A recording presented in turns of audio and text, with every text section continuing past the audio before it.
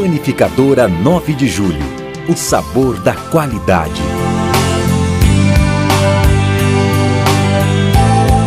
Varanda América. Os melhores sabores da vida em um só lugar. Venha provar nosso almoço self-service por apenas R$ 19,90. Nossas pizzas, mussarela, calabresa e toscana, também por apenas R$ 19,90. Panificadora 9 de Julho e Varanda América.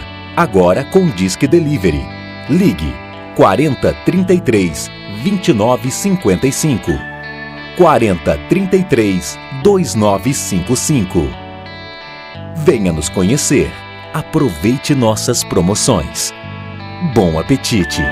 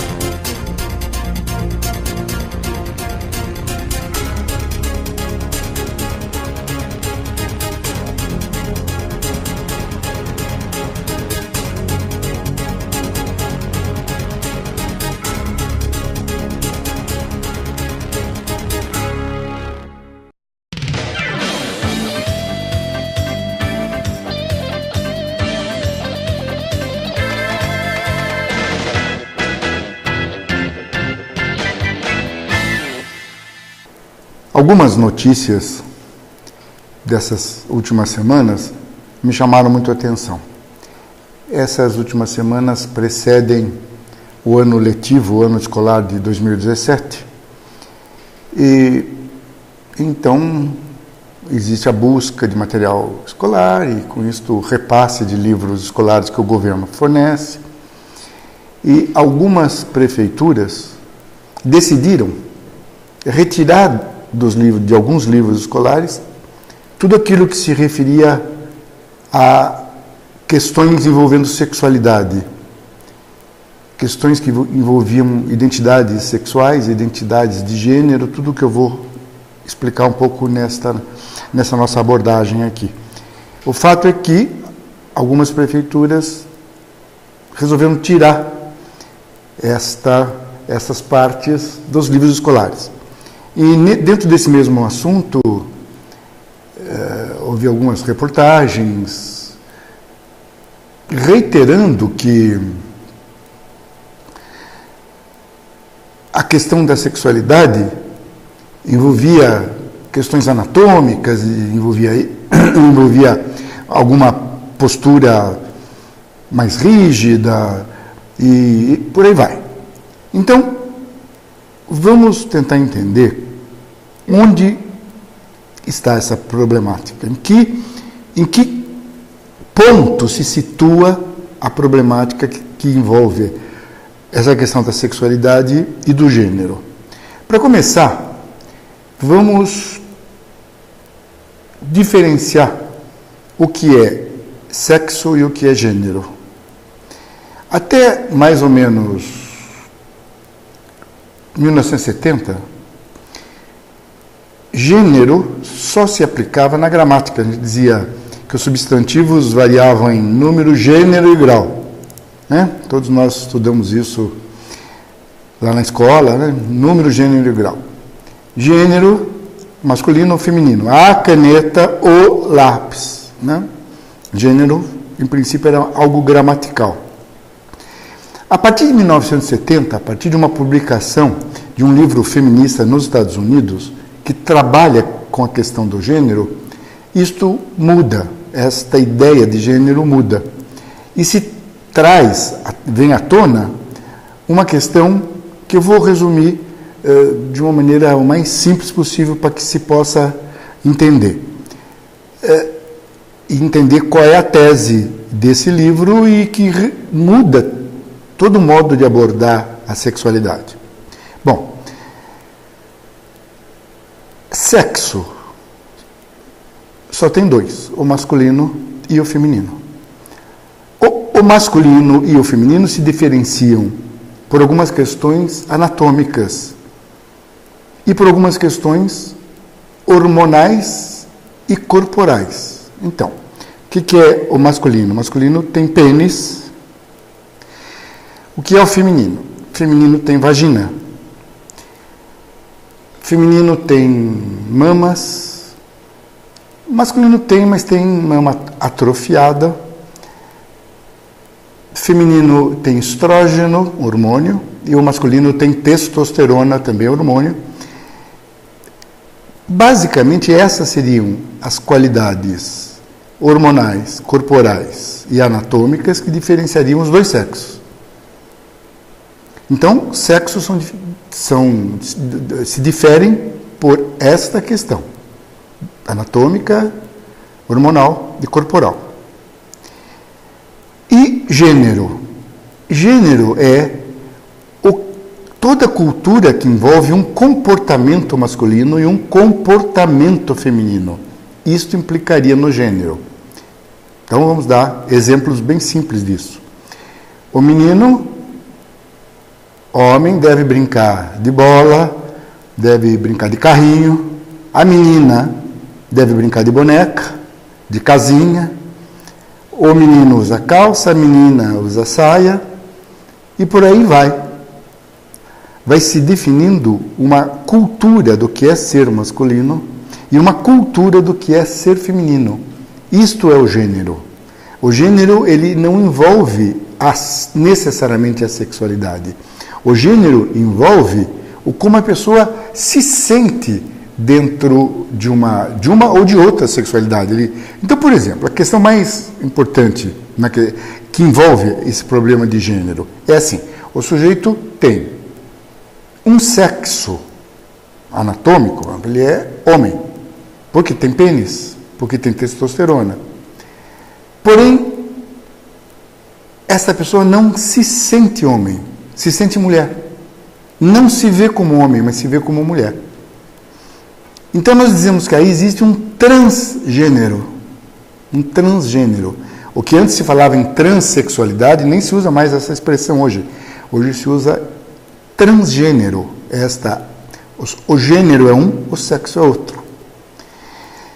Bom, e esta questão, ela se desdobra hoje numa série de outras questões importantes e graves que eu vou elencar aqui.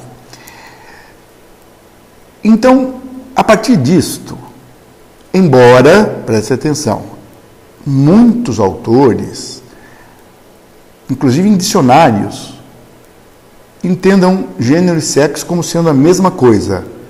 Mas hoje a maioria dos pensadores do assunto entende que não, que gênero é uma coisa completamente diferente do sexo. Eu também penso desse modo. Eu também acho que o gênero se aprende, o gênero é cultural, o sexo é anatômico, e no meu ver tem uma diferença radical entre uma coisa e outra. Bom, então, a partir daí, se tem uma série de questões. Então, por exemplo, que tipo de variações podem ocorrer na questão de sexo e de gênero? Em princípio, infinitas variações, porque o fato de eu ser homem não determina que tipo de homem eu possa ser.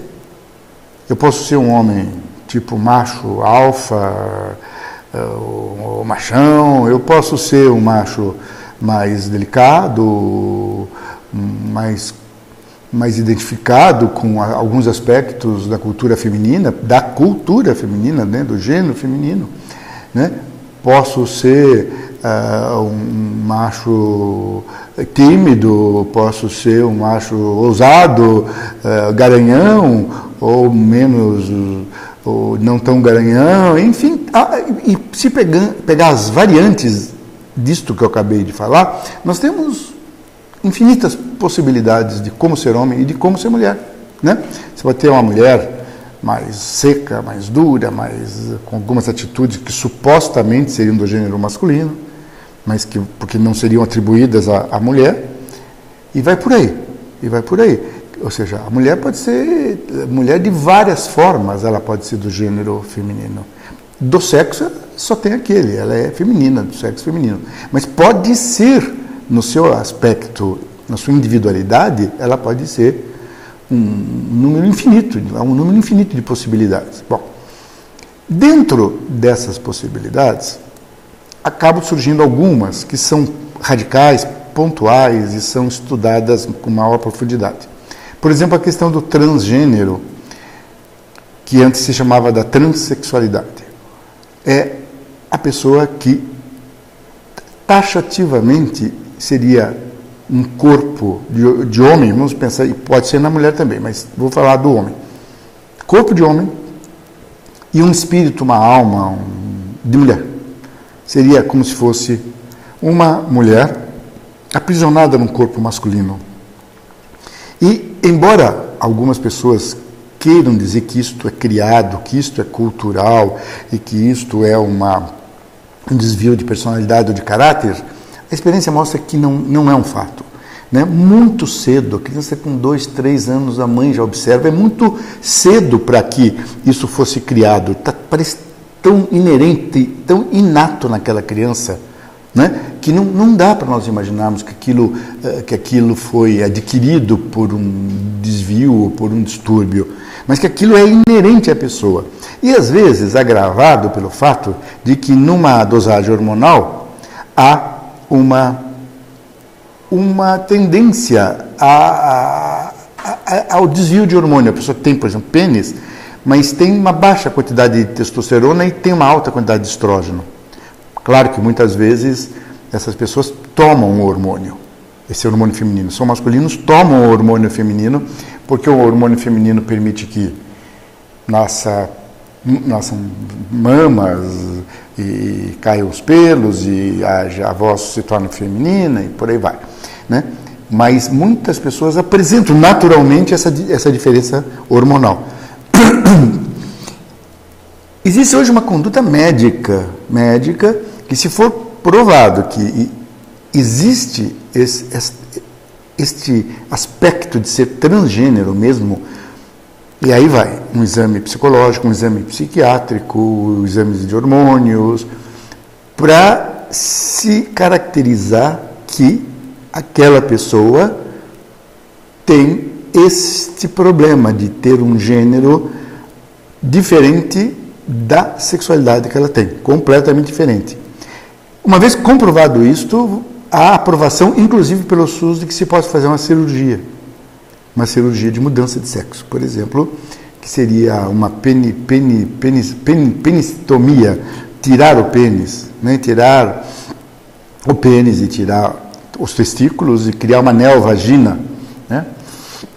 E é possível se fazer isto, inclusive, se for documentado, esta cirurgia existe e ela é aprovada, desde que se caracterize esse aspecto do transgênero, porque a pessoa entra num sofrimento muito grande.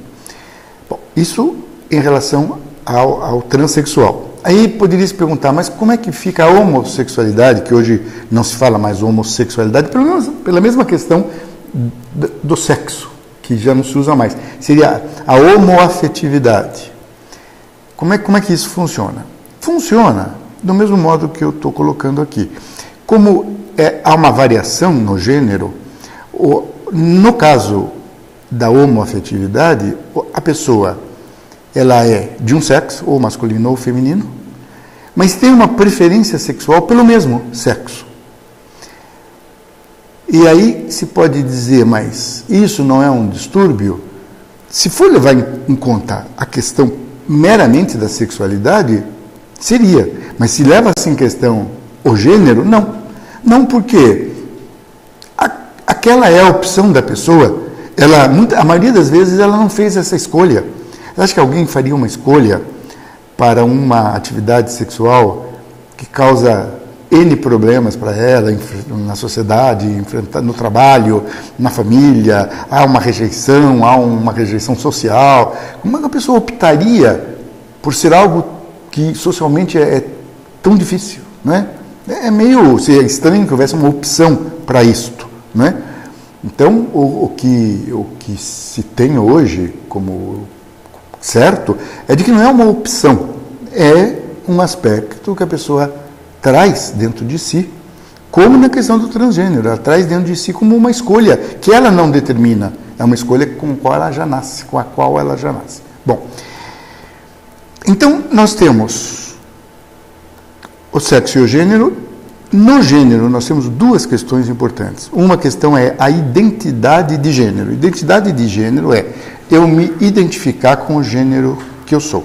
Então, eu sou homem e me identifico com esse meu gênero e crio o meu personagem masculino sem grandes conflitos e vou tocando a minha vida assim. Qual é um problema de identidade de gênero? É o que eu coloquei. Eu tenho um sexo, mas não me identifico. A minha identidade de gênero ela é discrepante em relação à sexualidade. Isso seria um distúrbio na identidade de gênero. E existe a ideologia de gênero, que é uma outra questão que também é problemática. A sociedade, ela tem uma ideologia, culturalmente, ela diz como é que o homem deve ser e como a mulher deve ser. Isso é a ideologia de gênero, né? O homem deve se vestir de um jeito, deve se portar de um jeito, deve falar de um jeito, deve brincar com as coisas de um modo, deve não sei o quê, deve, né? E deve cortar o cabelo de um certo modo. E a identidade do gênero feminino, a identidade feminina, essa ideologia do gênero feminino, também diz que a mulher tem que se comportar de certo modo. Por exemplo, lá nos países do Oriente Médio, a mulher não pode nem nem ficar na mesa junto com os homens, ela fica na cozinha e tem que usar a burca para tapar o rosto e por aí vai, né? Porque essas identidades, elas variam primeiro variam na história ao longo do tempo e variam também de país para país. A identidade de gênero num país é uma, por exemplo, é uma nos países do Oriente Médio, é outra na Índia, é outra na Rússia, é outra nos Estados Unidos, é outra no Brasil, é outra na Itália, né? É outra na Austrália. Cada país tem a sua cultura e traduz a sua ideologia de gênero, né?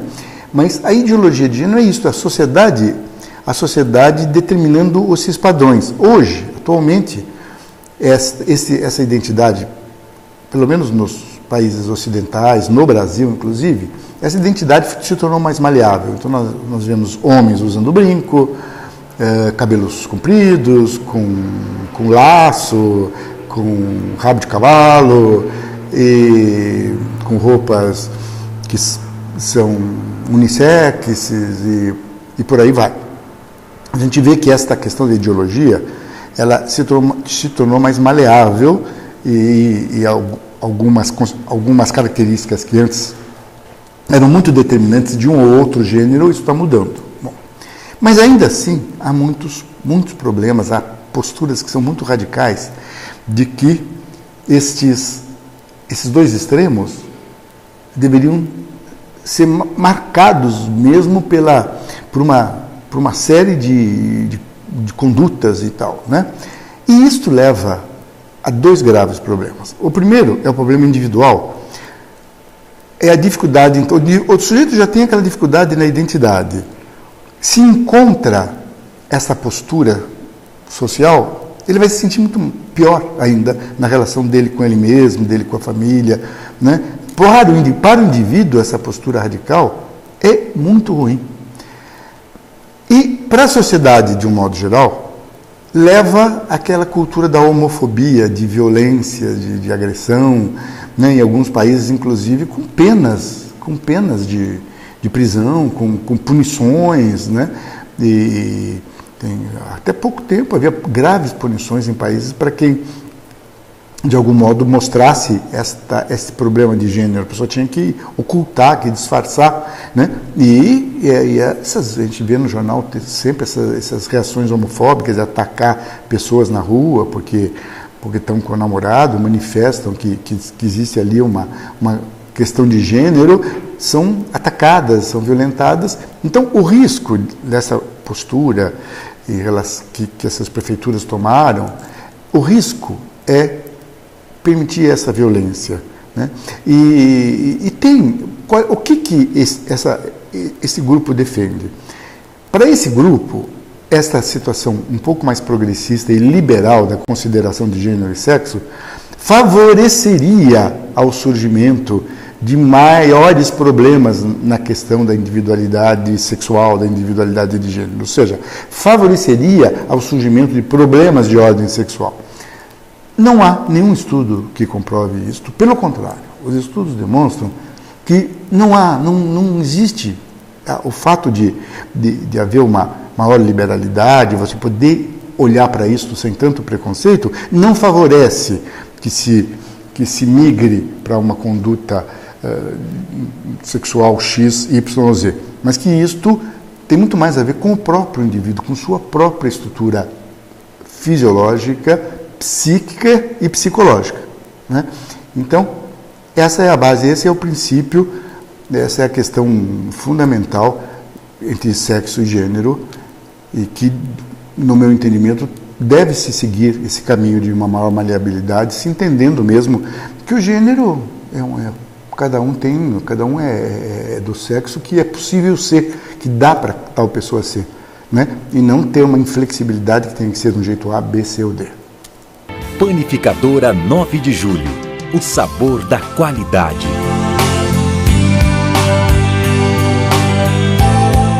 Varanda América. Os melhores sabores da vida em um só lugar.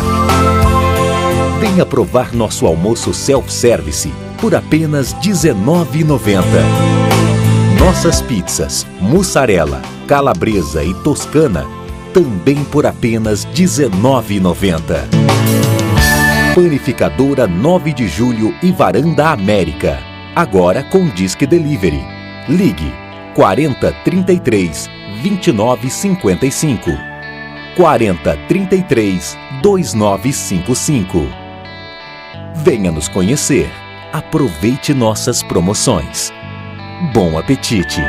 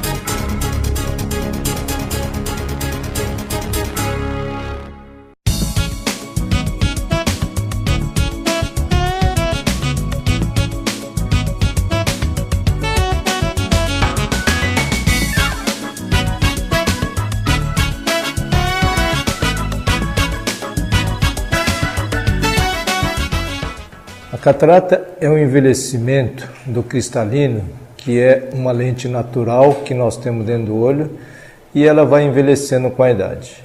É muito comum esse envelhecimento atingir todas as pessoas. Ela não tem muito a ver com a hereditariedade, né? Mas é um envelhecimento natural, como o cabelo branco, como a ruga, né? Como a calvície, ela vem com o tempo. O mais importante, lógico, é o diagnóstico, mais precoce, mas todas as pessoas têm que ter noção que depois dos 40 anos já vai apresentar catarata. Essa catarata, muitas vezes só visível a uns aparelhos mais sofisticados, com varredura do laser, a gente consegue ver essa catarata. Mas isso não tem importância, porque o oftalmologista vai examinar e não vai conseguir ver a catarata. Mas, fisiologicamente, nós já temos catarata a partir dos 40 anos. Então, esse envelhecimento tem que ser encarado de uma forma natural. O médico oftalmologista deve comentar com o seu paciente para que quando ele chegue num especialista de catarata ele não assuste, não fique assustado com o diagnóstico. Isso é uma prevenção do lado psicológico do paciente. A catarata ainda tem um tabu muito grande, que as pessoas relacionam uma cirurgia de 30 anos ou uma cirurgia mal sucedida. Como tudo na vida, nós podemos ter realmente alguns casos ruins, né? Lógico, com essa tecnologia mais moderna, mais avançada, de ponta, essas complicações estão se tornando cada vez menores. Mas o mais importante, é lógico, é o diagnóstico precoce, é o tratamento precoce, para que nós não tenhamos complicações. A catarata pode surgir já desde quando a criança nasce, é muito raro, mas existe a catarata congênita, e às vezes até numa idade de 30 e poucos anos, nós às vezes temos paciente com catarata de uma forma muito normal, sem nenhuma etiologia, tá? Que muitas vezes é desconhecida, não tem causa, e em pacientes inclusive sadios. Então, a catarata é uma opacidade do cristalino e com a idade o mais comum é o envelhecimento dessa lente. O ideal que a gente faça o diagnóstico antes do paciente começar a ter os sintomas da catarata. A medicina moderna hoje indica a cirurgia mais precoce, isso porque as pessoas vão envelhecer muito. Então, o diagnóstico realmente é através da idade, que é um dado importante, e é lógico os aparelhos que vão mostrar que tipo de catarata, em que fase que você está, para que a gente possa fazer um tratamento de acordo. Esse termo, quando eu comecei a cirurgia há 30 anos atrás, realmente a gente esperava a catarata amadurecer. Isso porque a tecnologia era muito rude, muito grosseira, e realmente o risco cirúrgico era muito grande do paciente perder o olho e perder realmente a cirurgia. Então era conduta normal esperar o paciente piorar bastante, amadurecer para que pudesse fazer a cirurgia. E é uma ironia, mas isso sempre existiu e a gente tem que comentar. A cirurgia, a chance de dar certo era muito pequena, então vamos operar aquele paciente quando ele estiver cego, ou seja, se a cirurgia não der certo, ele já estava cego, né? Então isso era uma conduta normal, de rotina, e devido ao grande risco de complicação. Então, por isso que hoje a gente trabalha para que realmente não chegue nessa fase, porque o risco de você ter uma complicação de perder o olho, perder a córnea com a cirurgia de catarata, nas cataratas avançadas acima de 70 anos, né? Então, o conceito que eu passo para os meus pacientes, isso também sigo para mim e para minha família, é realmente 65 anos, é uma idade boa, mesmo você estiver enxergando bem. Essa ideia de que estou enxergando bem, esperar para ficar cego, para tomar uma atitude, não tem sentido, apesar que ainda muitos preferem seguir essa conduta, né? Mas quando o paciente chega na nossa clínica com a catarata avançada, ele tem que assinar um termo de responsabilidade da parte dele que deixou, ou talvez o outro colega que tenha indicado para deixar a catarata avançar, ele tem que ter noção e ele tem que ter a responsabilidade de que ele vai submeter uma cirurgia de alto risco. Isso daí ele tem que dividir com o cirurgião. Eu, por exemplo, só opero com esse consentimento do paciente. É muito importante isso hoje, e às vezes nós deparamos com um paciente com 80 anos, com muito sadio, e tendo que fazer uma cirurgia de alto risco de catarata. Quer dizer, isso hoje não tem mais sentido, né? Então, essa orientação tem que ser seguida. Isso é uma questão cultural, difícil de mudar, mas eu percebo nesses 15 anos, muitos pacientes já me procuram para que realmente faça a cirurgia mais precoce, com isso tendo mais certeza de sucesso com a cirurgia. A recuperação ela está relacionada com o sucesso da cirurgia. Isso quer dizer o quê? Quanto mais cedo a catarata, a recuperação mais rápida. Quanto mais a catarata avançada, mais a recuperação é mais demorada e às vezes até com a perda da córnea, levando a um transplante de córnea, mesmo nos dias atuais, né? Então, o que tem que ser dito é que a recuperação é muito rápida, mas depende da técnica usada, da habilidade do cirurgião, da idade do paciente e que ele também não tenha muitas doenças, né? Todas as doenças do corpo podem interferir no resultado. Então, a recuperação, o normal é no dia seguinte ele já está liberado para dirigir, para cozinhar, tá? Para fazer suas atividades e dependendo da lente que estiver no olho, a volta é realmente muito rápida às suas atividades normais. A catarata não volta desde que ela esteja sendo bem operada. O que existe é um termo que se usa muito de fazer limpeza da lente. É um termo errado, não é limpeza, é uma microcirurgia com laser, tá? Para você tirar uma capinha que está atrás da lente e que dá a impressão que está suja, que está embaçada, né?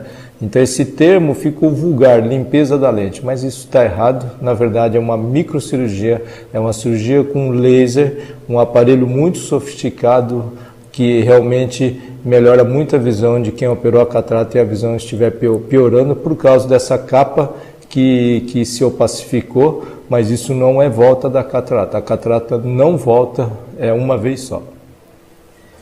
O SEMOA, eu estou atuando já há 30 anos na região, né, com muita dedicação e com muito investimento. Realmente nós chegamos hoje à questão de nível tecnológico, né, comparado aos grandes centros do mundo em relação à cirurgia de catarata, à cirurgia de miopia. A cirurgia de catarata, nós fomos pioneiros a operar catarata com laser, com um aparelho alemão, e em novembro do ano passado nós fomos obrigados a entregar esse aparelho devido aos problemas técnicos, e agora está chegando o aparelho suíço, né, que também vai com certeza agregar ao Hospital de Olhos SEMOA, para que nós continuamos tendo sucesso na cirurgia de catarata, na cirurgia de miopia, de tal forma que a gente possa ficar tranquilo. A nova geração que está chegando, a doutora Thalita, doutor Gabriel, né, isso tem me ajudado muito e dando mais motivação para a gente continuar investindo, mesmo nessa época de crise, muito difícil, como todos nós estamos vivendo, mas a gente não vê outra saída senão acompanhar a evolução, a tecnologia, porque os pacientes confiam no nosso nome, na nossa tecnologia, tá?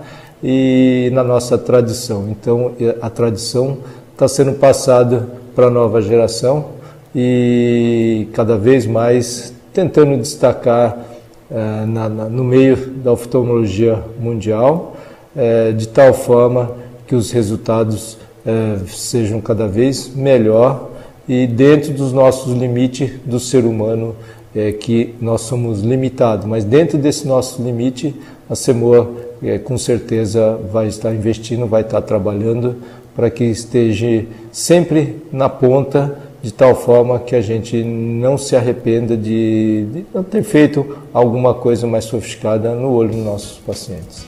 Panificadora 9 de Julho, o sabor da qualidade.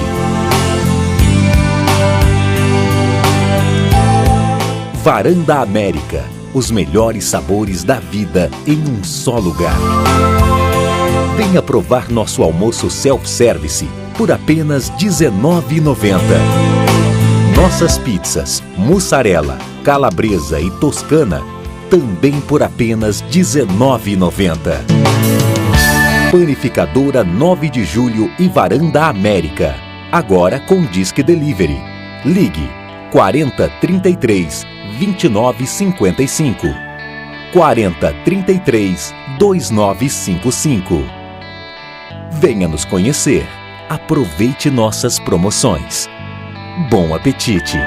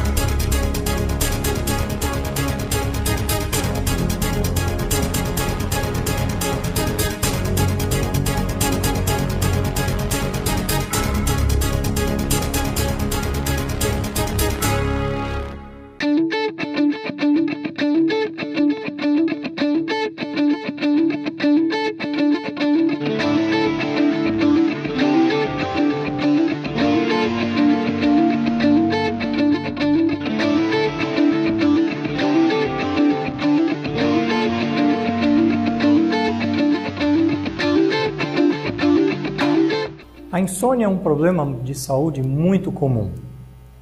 A Organização Mundial da Saúde, dados da Organização Mundial da Saúde indicam que em torno de 40% da população brasileira apresenta algum tipo de insônia.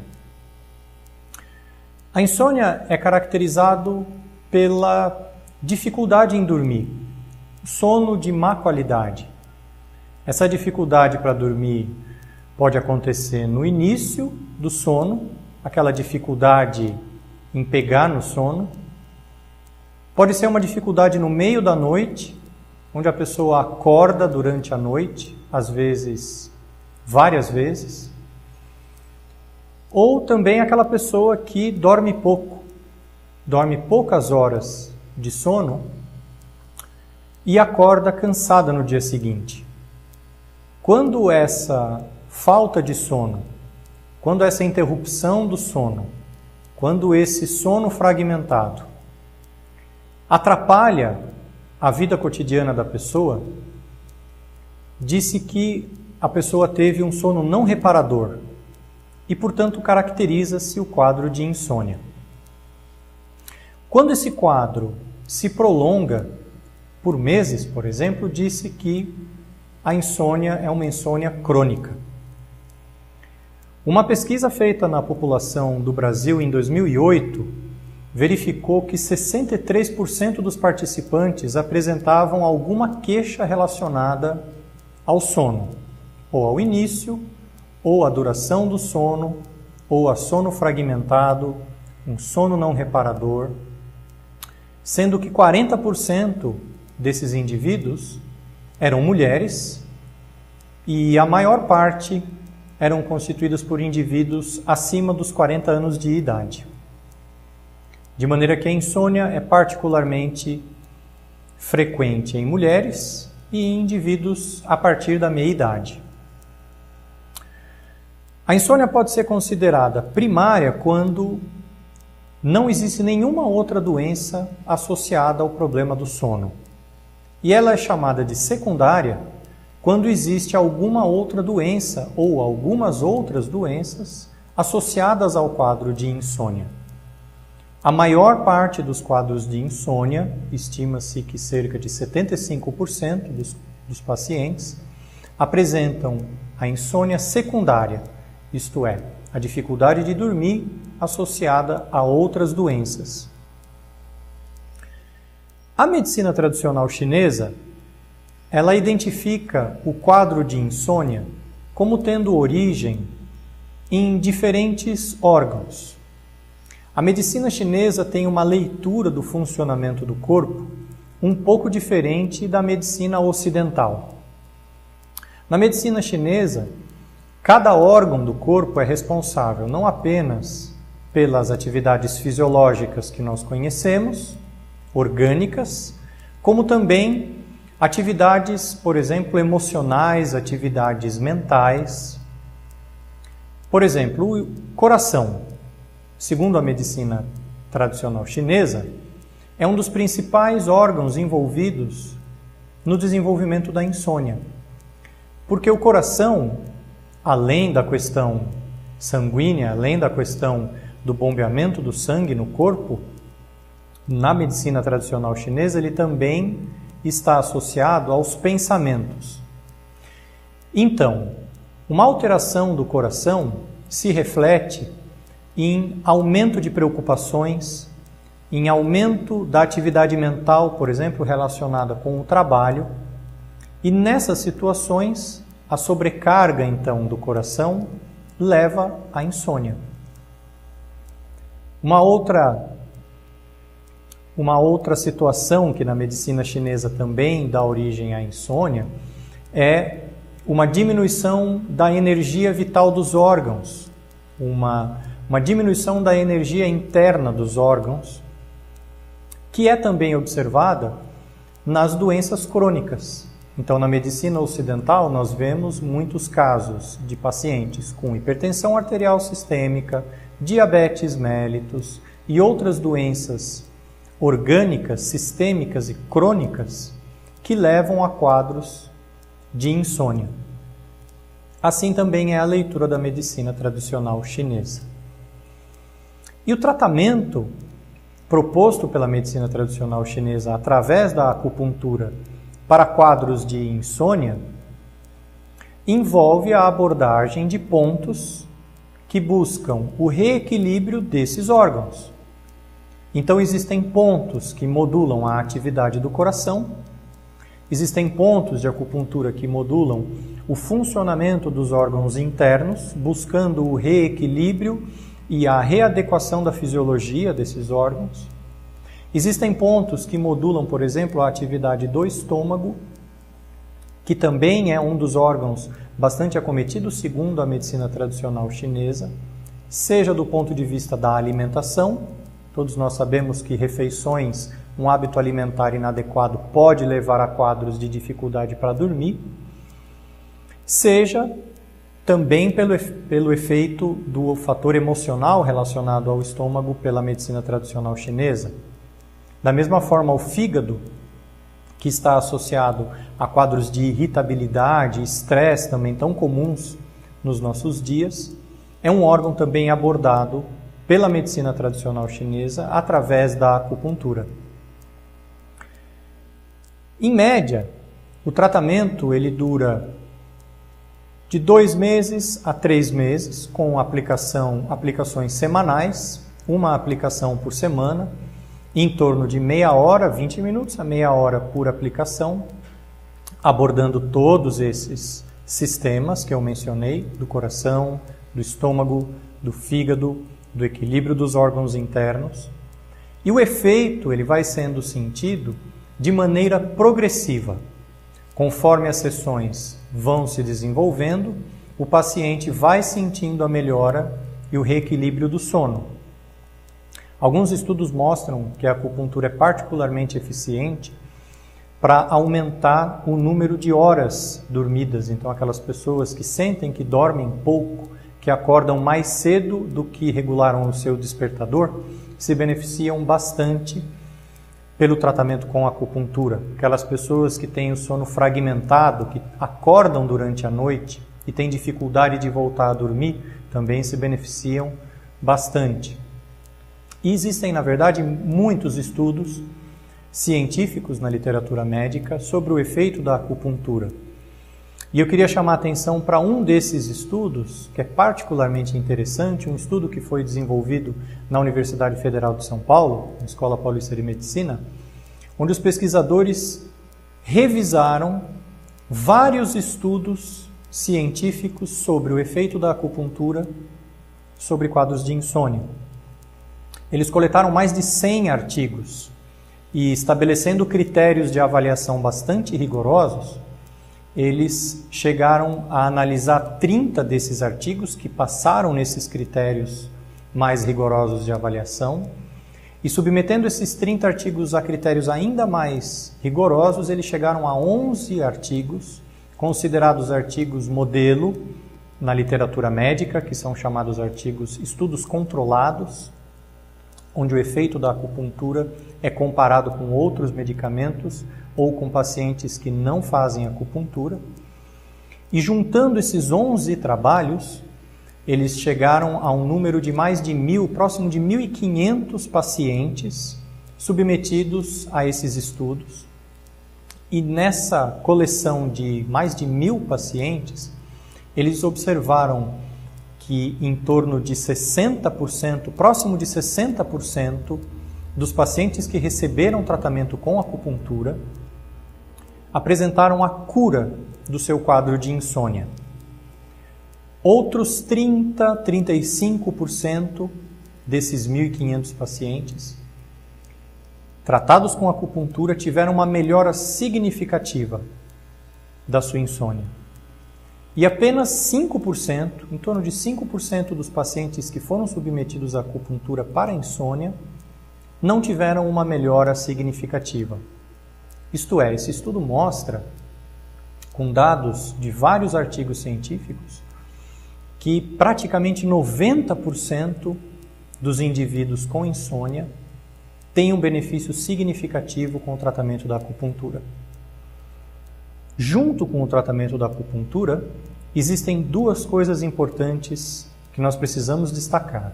Uma delas é a questão da higiene do sono. As pessoas precisam aprender que o horário de dormir é para dormir e é necessário evitar alguns hábitos que nós desenvolvemos e são prejudiciais ao sono.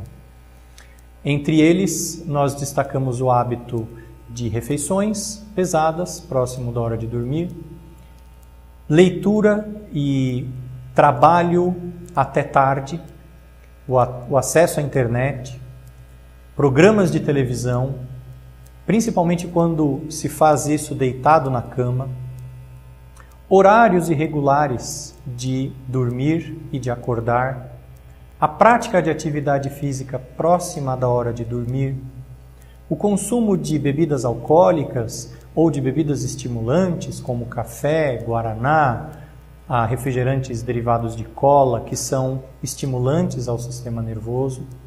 Todas essas coisas precisam ser cuidadas para que haja uma devida higiene do sono, para preparar o corpo para dormir.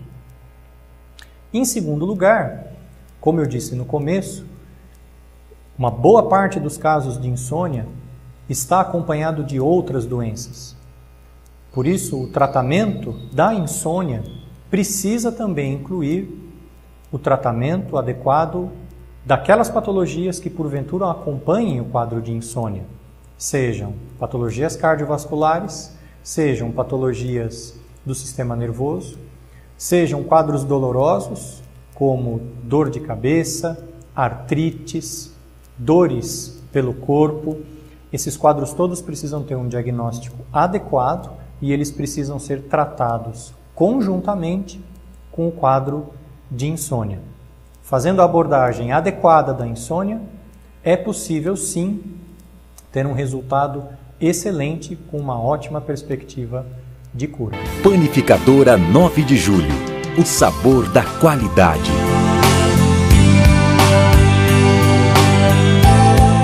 Varanda América. Os melhores sabores da vida em um só lugar. Venha provar nosso almoço self-service por apenas R$ 19,90. Nossas pizzas, mussarela, calabresa e toscana também por apenas R$ 19,90. Panificadora 9 de Julho e Varanda América. Agora com Disque Delivery. Ligue 40 33 29 55. 40 33 2955. Venha nos conhecer. Aproveite nossas promoções. Bom apetite!